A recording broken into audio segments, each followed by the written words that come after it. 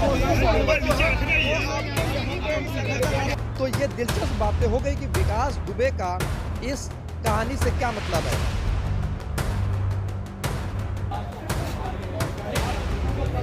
अब जो मीडिया और जो पुलिस और जो एजेंसियां काम कर रही हैं वो इस तर्ज पे काम कर रही हैं कि जो 27 तारीख यानी पूरे भारत में ये चर्चा है कि क्या अतीक अहमद का एनकाउंटर होगा।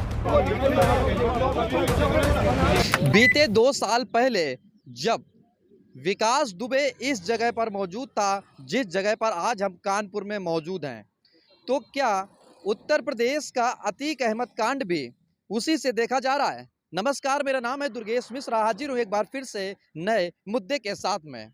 ये बात तो तय है कि 1400 किलोमीटर की दूरी तय करने के बाद प्रयागराज पहुंच रहा अतीक अहमद, लेकिन लोगों के दिलों में ये दिलचस्प बात ये ज़रूर है कि क्या पुलिस या एसटीएफ या अन्य एजेंसियां विकास दुबे की तर्ज पर ही काम कर रही हैं। तो आज हम इस बात का जिक्र करेंगे और इन तस्वीरों का पहले जिक्र कर दें।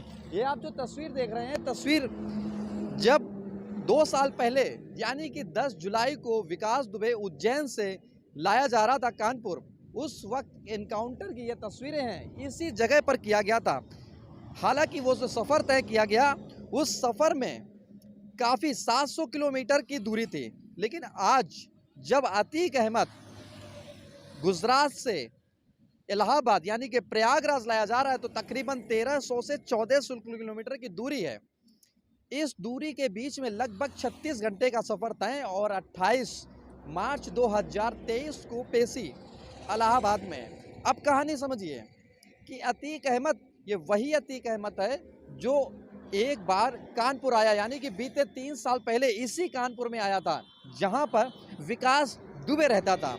लेकिन फ़र्क सिर्फ इतना है कि वो विकास दुबे के घर ना आकर के वो आया था इरफान सोलंकी के घर, और इरफान सोलंकी भी इस वक्त सलाखों के पीछे हैं। अब कहानी क्या है विकास दुबे से संबंधित।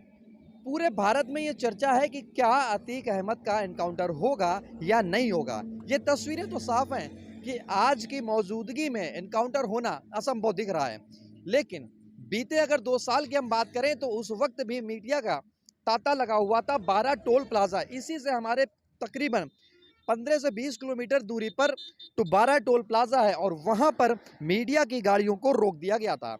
आज जब अतीक अहमद झांसी होते हुए प्रयागराज पहुंच रहा है तो 2 रूट तय किए गए हैं। एक रूट तय किया जा रहा है जो इटावा से होते हुए प्रयागराज जाएगा और दूसरा रूट है राठ और बांदा होते हुए प्रयागराज जाएगा और तीसरा रूट है बाई कानपुर होते हुए वो प्रयागराज जाएगा। अब इस कहानी में जब वो प्रयागराज पहुंच गया अतीक अहमद, तो ये दिलचस्प बातें हो गई कि विकास दुबे का इस कहानी से क्या मतलब है। तो सीधा सा मतलब ये है कि तस्वीरों में बयां होता और अतीक अहमद के चेहरे पर जो मायूसी और जो उसकी बहन का बयान आया इस वक्त कि सीधे तौर पर एनकाउंटर होने की संभावना है। हालांकि अतीक अहमद ने कोर्ट में भी एक अपनी रिट दायर की है जिसमें अपने एनकाउंटर के होने की संभावना बताई थी। तो क्या पुलिस गांधीनगर यानी कि गुजरात से लेकर जब प्रयागराज पहुंच रही है तब एनकाउंटर हो सकता है, लेकिन एक नया पेच ये भी हो सकता है कि जब फैसला आएगा 28 तारीख को तो क्या उसके बाद प्रयागराज से जब गुजरात शिफ्ट किया जाएगा या जजों के आदेशों के अनुसार दूसरी जगह शिफ्ट किया जाएगा, क्या तब भी एनकाउंटर होने की संभावना है। तो ये बात भविष्य में पता चलेगी, यानी कि बीते कुछ घंटों बाद। अब कहानी समझ लीजिए कि आखिर कहानी क्या थी, केस क्या था कि जिस वजह से अतीक अहमद को ये दिन देखने पड़ रहे हैं। हालांकि मैं व्यक्तिगत रूप से बता दूं तो बीते 2 साल पहले जब मैंने अतीक अहमद का इंटरव्यू किया था, उस समय अतीक अहमद का जलजला था पूरे पिछड़े इलाके यानी कि बदायूं बांदा जिस एरिया में वो रहता है, आजमगढ़ एरिया में। तो वो चेहरा था अतीक अहमद का, यानी कि वो एक चेहरा बताता था कि अतीक अहमद का साम्राज्य कैसा चलता है उत्तर प्रदेश में। लेकिन आज की जो तस्वीर है यानी कि 27 मार्च 2023 की, उसमें ये साफ हो गया कि ये बात सही है कि राजा से रंक और रंक से राजा बनने में देर नहीं लगती। ये कहावतें कहीं ना कहीं इस अतीक अहमद पर पूरी खरी उतर रही हैं। अब जरा केस समझ लीजिए कि आखिर केस क्या था। तो बता दें कि 28 फरवरी 2006 को दिन दहाड़े एक अपहरण हुआ जिसका नाम था उमेश पाल, यानी कि उमेश पाल जो अभी मार दिया गया। राजू पाल यानी कि राजू बसपा से विधायक थे, उनकी हत्या कर दी गई थी। उसमें उमेश पाल मुख्य गवाह थे और उस मुख्य गवाह के रूप में अतीक अहमद ने इनका अपहरण कर लिया और अपहरण करने के बाद 2006 में के बाद में अपने ऑफिस में ले जाकर के अतीक अहमद ने पिटाई की और उसके आदमियों ने। सीधे तौर पर देखा गया कि 2007 यानी कि बीते 1 साल बाद पाल जी ने एक एफआईआर दर्ज कराई बीते 11 लोगों के खिलाफ। उसके बाद में मुकदमा दर्ज हुआ और मुकदमा दर्ज होने के बाद में वो केस अब तक चलता रहा। उसी में अतीक अहमद को सज़ा सुनाई गई। सज़ा सुनाई के बाद में अभी कार्रवाई चल रही है। लेकिन बीते 24 फरवरी को उमेश पाल हत्याकांड हो गया, यानी कि ये बात भी तय हो गई कि अतीक अहमद गुजरात में बैठे बैठे इंटरनेट की दुनिया में घुस करके अपने गुर्गों के द्वारा उमेश पाल हत्याकांड कैसे कराया, ये बात भी साफ हो गई। लेकिन ये बात कहानी यहाँ तक ही सिमट नहीं है। अब जो मीडिया और जो पुलिस और जो एजेंसियां काम कर रही हैं वो इस तर्ज पे काम कर रही हैं कि जो 27 तारीख यानी कि 27 मार्च 2023 का दिन है, इस पर नज़र सबकी बनी हुई है कि इनकाउंटर हो सकता है। लेकिन अगर इसके आगे की हम बात करें तो हो सकता है कि ये एजेंसियां इनकाउंटर ना भी करें और 28 मार्च के बाद जब न्यायालय से उसको किसी जेल में शिफ्ट किया जा रहा होगा तब भी इनकाउंटर किया जा सकता है।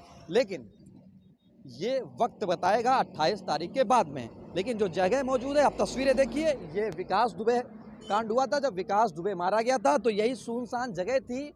10 जुलाई का दिन था और सुबह का वक्त था, तकरीबन 6 से 7। ये नेशनल हाईवे था।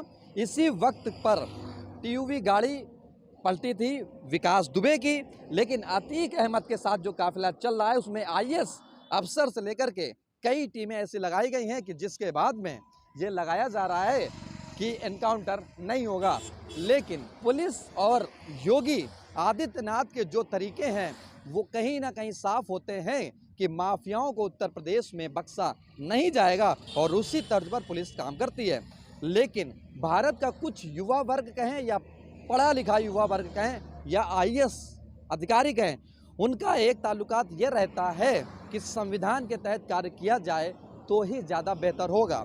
यानी कि उनकी कार्यशैली पर प्रश्न चिन्ह अखिलेश यादव जैसे नेता या अन्य लोग उठाते हैं। हालांकि ये बात भी सही है कि कानूनी प्रक्रिया के तहत अगर सज़ा दी जाती है अतीक अहमद को तो सज़ा के क्या प्रावधान है, इसको भी हम दिखाएंगे। आप ये चीज़ समझिए कि आखिरकार इस सज़ा में क्या प्रावधान है। यानी कि मृत्युदंड तक का इनका प्रावधान है। आईपीसी के धारा 147, 148 और 149 और 364 और 323 और 341 और 342 और 504, 506, 34, 120 बी और 7 सीएल एक्ट के तहत मुकदमा पंजीकृत किया गया था। इन धाराओं पे क्या है कि सीधे तौर पर फांसी की सज़ा है। अगर फांसी की सज़ा होती है अतीक अहमद को तो अतीक अहमद का भविष्य खत्म हो जाता है। लेकिन अगर उम्र कैद भी होती है तो भी अतीक अहमद का भविष्य खत्म होता हुआ आज की तारीख यानी कि 27 मार्च या 28 मार्च से दिखाई देता तय हो रहा है। इस वीडियो में इतना ही। विकास दुबे और अतीक अहमद का केस लगभग सेम दिख रहा है आज की डेट में। आगे क्या होगा आप वीडियो नए मुद्दे के देखते रहिए। नमस्कार।